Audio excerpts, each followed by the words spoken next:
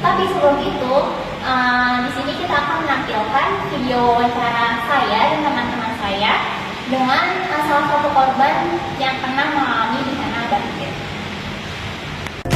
Perkenalkan, kami dari kelompok 5 ingin melakukan wawancara kepada salah satu korban banjir yang beralamat di Jalan Perindustrian 4, RT 4 RW 6, Cawang, Jakarta Timur, Kelurahan Kebon Pala.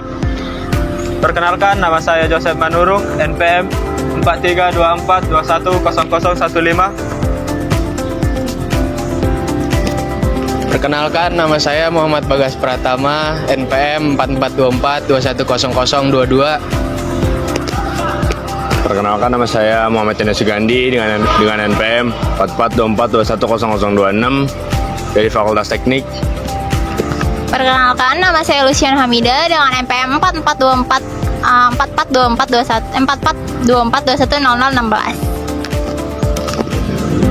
Perkenalkan, aku Delia Susanti, NPM-nya 4124210009 dari Fakultas Teknik.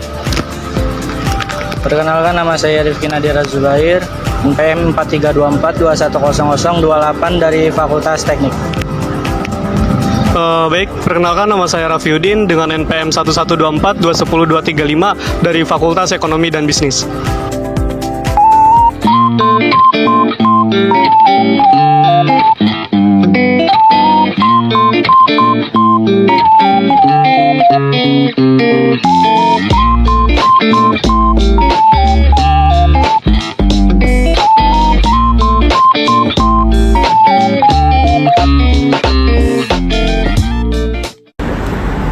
Halo Kak, selamat pagi. Pagi. Sebelumnya dengan kakak siapa? Tari Kak Tari. Kakak Tari asal dari mana? dari Jakarta Timur. Oh iya. Kenalin, nama saya Muhammad Chandra Sugandi, Kak. Jadi saya di sini ingin mewawancarai tentang pada masyarakat terkait bencana banjir yang melanda daerah sini. Kalau boleh tahu, apa yang menjadi penyebab utama banjir di wilayah Kakak?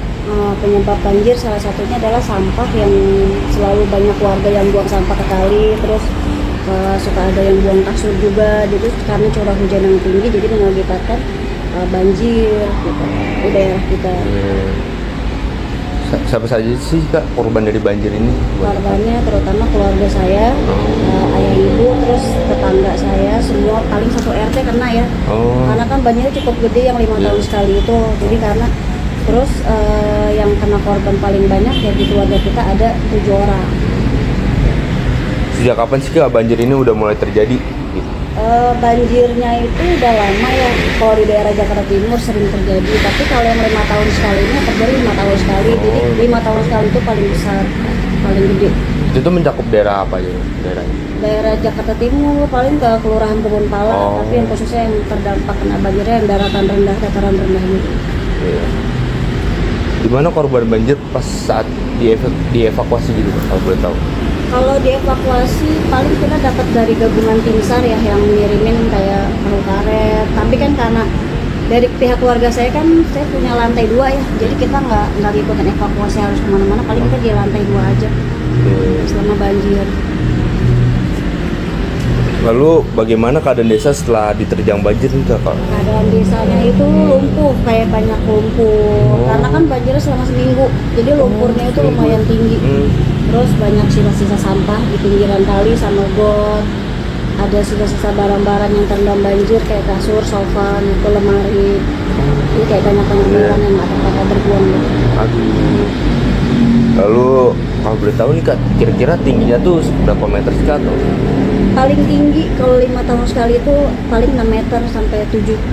Kalau di rumah itu masuk di 8 anak tangga, masuk 3 kaca nako yang kecil-kecil gitu. Jadi lumayan tinggi. Jadi banyak barang-barang juga yang rusak karena ada lemari makan sampai pecah. Iya. Lalu kira-kira nih Kak, berapa sih kerugian yang disebabkan oleh kebanjiran ini? Banyak. Kalau dihitung dari nominal nggak bisa ngitung karena banyak banget. Ada barang yang rusak kayak sofa, meja makan, kulkas, terus lemari kayak perabot untuk kayak piring-piring gelas tuh pada pecah, keramik terutama pada ngangkat kan karena 7 hari itu di dalam rumah air bertahan, jadi keramik pada ngangkat, pada pecah-pecah semua. Itu pada hancur. Kalau dihitung nominal kita nggak tahu berapa. Di daerah sini tuh emang karena sering terkena banjir atau Sering. Sering. Sering. Di sini emang langganan banjir. Oh. Mau dari yang 5 tahun sekali, Ah. mau yang banjir biasa tuh dia sering. Karena sini emang udah langganan banget. Udah sering ya kak Ya, berarti? sering banget ya. Apa sih yang kakak lakuin atau yang kakak rasakan saat pertama kali mengetahui bahwa bahwa air ini mulai menggenangi desa atau daerah kakak ini? Karena curah hujan yang cukup tinggi pada waktu itu, jadi kita yang orang situ yang biasa kita tahu karena air bakal datang gitu ya, kita tuh udah siap-siap gitu, udah siapin dari semua kayak TV yang barang-barang berharga yang bisa diselamatin, kita selamatin ke lantai 2. Iya. Nah untuk ini kak, kira-kira air tuh naiknya cepat atau nggak sih kak? Seberapa cepatnya gitu? Cepat karena kan curah hujannya tinggi, terus durasi hujannya tuh hampir setiap hari ya, jadi kita udah bisa ngelihat nih debit air di kali itu setiap menit, setiap jam itu kita harus ngelihat, ngontrol. Jadi kalau Kontrol. misalkan hujannya makin deras, makin apa? Jadi kita makin cepat, kita udah tahu nih kalau airnya di tembok depan kita kan ada pembatas ya. Iya. Kalau misalkan airnya udah sampai pembatas kayu yang kita kasih itu, kita udah tahu kalau air tuh bakalan Bakal naik gitu. naik terus Oh, iya. setiap jamnya. Untuk ini nih kak, aku boleh tahu apa yang kakak lakuin sih pas menyelamatkan barang-barang berharga atau anggota keluarga gitu yang dilakukan? Yang saya rasakan yang penting keluarga dulu ya, Keluarga dulu. terutama biar karena kan banjir itu kita nggak tahu ya tingginya seberapa, Iya, terus bakal benar juga. naik karena membahayakan. Terus ada keluarga juga yang udah tua gitu, orang Iya. tua terutama anak kecil. Iya, iya. Karena banjirnya tuh cepet banget karena bisa Iya. tinggi, bisa membahayakan juga deh kalau buat orang-orang tua gitu ya. Terus paling yang diselamatin barang-barang berharga yang masih bisa kita selamatkan, kita selamatkan. Oke. Dan untuk ini kak, kalau boleh tahu kak, kakak ini mengungsi ini sekitar berapa lama sih kak? Kalau di rumah sendiri ya, di Iya. lantai 2 kita sampai seminggu. Jadi kita nggak sekolah, nggak kerja. Jadi kita Berarti cuma aktivitas mati itu kan? mati. Jalan. Terus lampu juga kan dari PLN pasti dimatiin. Iya tuh. pasti sih. Jadi kita nggak ada kehidupan apa-apa. Jadi cuma di atas aja gitu, di rumah sendiri. Oke. Dan apa saja sih ini kak kesulitan pas menghadapi selama berada di ini pas banjir ini di pengungsian atau di rumah di lantai 2 kakak? Di rumah nggak ada kegiatan apa, jadi di atas aja. Tapi ada sih Kesulitannya gitu kak? Kesulitannya paling nggak bisa apa ya? Kemana-mana kayak gitu ya? Kemana-mana. Pasti. Terus paling kalau mau beli makan paling nyuruh yang ada tim SAR yang datang Tim SAR. ngasih makan aja Oh. gitu. Dari dapur umum ya, dari tempat-tempat evakuasi yang disediakan, tapi kita nggak mau karena kan kita masih punya lantai 2, jadi Iya. kita gunain rumah sendiri Dan sementara. bagaimana kondisi kesehatan dan bagaimana kondisi kesehatan dan sanitasi di tempat pengungsian nggak? Apakah ada fasilitas yang memadai? Ada kayak MCK, tapi itu cukup bersih ya. Terus kayak tenda-tenda pengungsian, dapur umum. Bagaimana kondisi kesehatan sejauh ini kak, mana bantuan yang diberikan oleh pemerintah atau organisasi lainnya untuk membantu korban banjir? Oh, kalau dari organisasi itu biasanya kayak dikasih obat-obatan, terus kayak pembalut wanita, pakaian-pakaian, terus kayak segala macamnya kayak daleman gitu, pakaian apapun. Terus dari makanan sehari 3 kali saya tetap makan. Oke kak, terima kasih. Oke. Ya, sebenarnya saya terima kasih banyak ya kak sudah membantu kami dalam mengerjakan tugas ini. Ya. Sukses ya Mas. Iya, makasih ya kak. Sama-sama. Gas.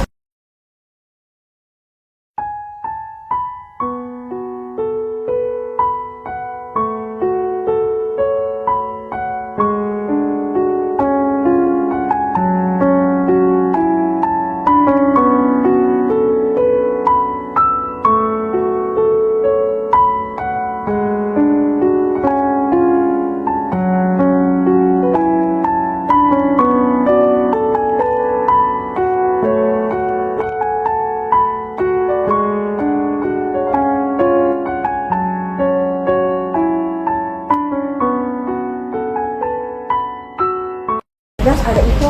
Sekian wawancara dari kelompok kami, kelompok 5. Wassalamualaikum warahmatullahi wabarakatuh. Terima kasih. Berikut adalah panduan saat terjadinya banjir. Yang pertama, evakuasi ke tempat yang lebih tinggi. Yang kedua, waspada terhadap arus bawah. Yang ketiga, jangan mengemudikan kendaraan di wilayah banjir. Yang keempat, matikan saluran aliran listrik. Yang kelima, bawalah barang-barang berharga seperti dompet, handphone, laptop, pakaian, dan lain-lain. Yang keenam, tetap tenang saat terjadinya bencana banjir. Baik, di sini saya akan melanjutkan menjelaskan panduan setelah terjadinya banjir. Perkenalkan, nama saya Joseph Manurung. Yang pertama, panduan setelah terjadinya banjir yaitu mengamankan barang ke tempat yang lebih tinggi. Yang kedua, menyediakan peralatan kain pel, kain lap, ember, dan sebagainya untuk melakukan membersihkan rumah yang terkena banjir.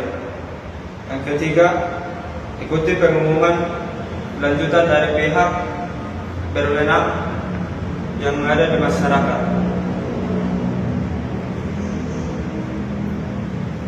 Yang ketiga, jaga keselamatan diri dan keluarga, prioritaskan keselamatan diri dan keluarga. Yang keempat, tetap tenang dan berdoa dan selalu berjaga-jaga.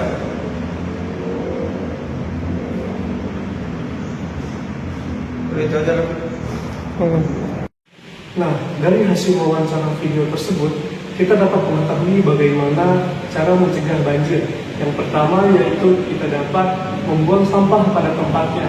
Karena jika kita membuang sampah sembarangan itu akan menyebabkan banyak sekali dampak bagi masyarakat. Salah satunya yaitu dampak kesehatan. Bahkan membuang sampah sembarangan ini kita dapat menyebabkan bencana alam seperti bencana banjir tersebut. Yang kedua yaitu kita dapat mengelola air, yaitu dengan cara memastikan air di rumah tidak tersumbat.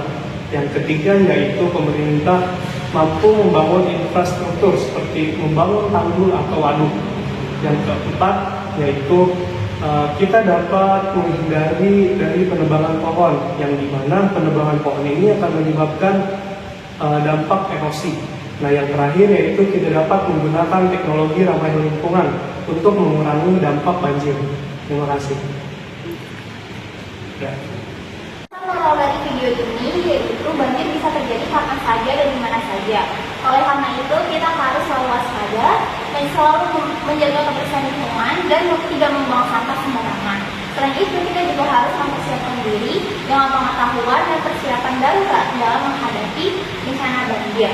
Dengan bekerja sama kita bisa menghadapi banjir dan menjaga diri serta keluarga dan lingkungan di sekitar kita.